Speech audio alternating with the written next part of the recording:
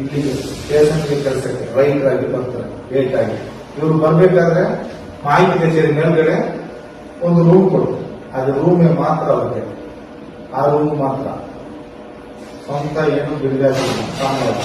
ಇವರಿಗೆ ಹೊರಗೆ ಬರಬೇಕಾದ್ರೆ ಒಂದು ಒದೆಯ ಲಕ್ಷಣ ಅಲ್ಲಿ ಇರುವ ಅಷ್ಟು ಯಾರಿಗೂ ಎದುರಬೇಕು. ಒಂದು ಸ್ಟೈಲ್ ಹೊಡಿತಾರೆ, ಅದರಲ್ಲೇ ಎದ್ದು ಫ್ಲಾಟ್ ಆಗಿದೆ. ಆ ತರ ಒಂದು ಮಸ್ತ ಮಾಡಿ ಏನಾಯ್ತು, ಸ್ಟಾರ್ ಬಂತು, ಗಣ್ಣಿ ಇಸ್ಕೊಂಡ್ರು ಸೊಂಟಕ್ಕೆ ರಕ್ಷಣೆಗೆ ಬೇಕು ಅಂತ. ಹಾಗೆ ಈಗ ಅವರೆಲ್ಲ ಶಾಲಾ ಕೆಲಸ ಅದೇ ಮಾಡ್ಕೊಂಡು ದೇವಸ್ಥಾನದ ಮಾಡ್ಕೊಂಡು ಈಗೇನಾಗಿದೆ, STM ಕಾಲೇಜ್ ನಾವು ಒಳಗೆ ಹೋದ್ರೆ 2 ಅರ್ಜಿಗಳು ಮಾಡಿ ಮನೆ ಒಂದು ಕೋಟಿ ಗಾಡಿ ಇರ್ತಿದ್ರೆ 1 ಕೋಟಿ ಆಗುತ್ತೆ.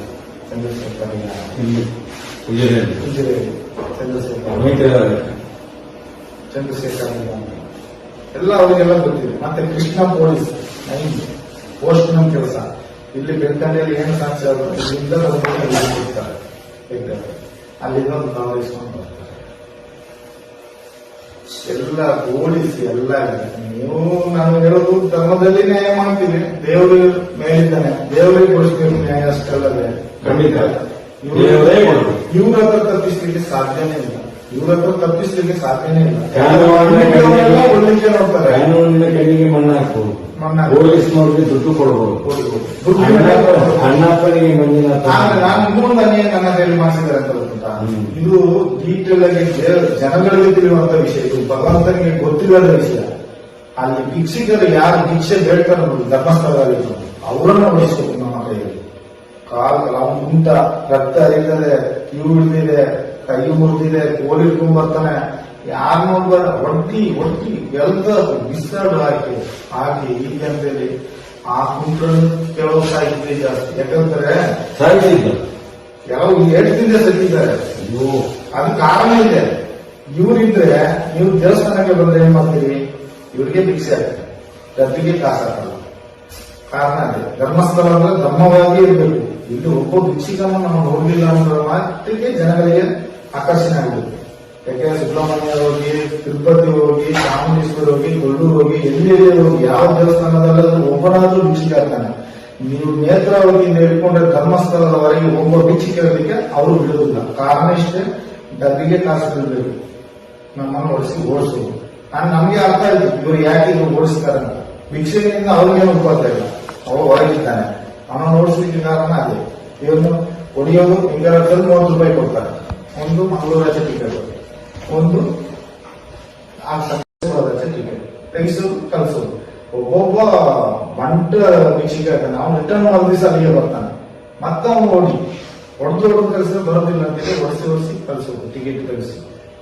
ಸತ್ತವರು ಇದ್ದಾರೆ, ಅದನ್ನೇ ಗಾಡಿಗೆ ಕಲ್ಕೊಂಡು ಹೋಗಿ ಹಾಕಿದ್ವಿ ನಾವು. ತುಂಬಾ ಸತ್ತವರ ಹೊಡೆದೋದು ಕೆಲವು ಸತ್ತಿದ್ದಾರೆ, ಅವರನ್ನು ಹೋಗಿ ಬೆಟ್ಟದಲ್ಲಿ ಗೊತ್ತಾಗ್ತಿದ್ರು.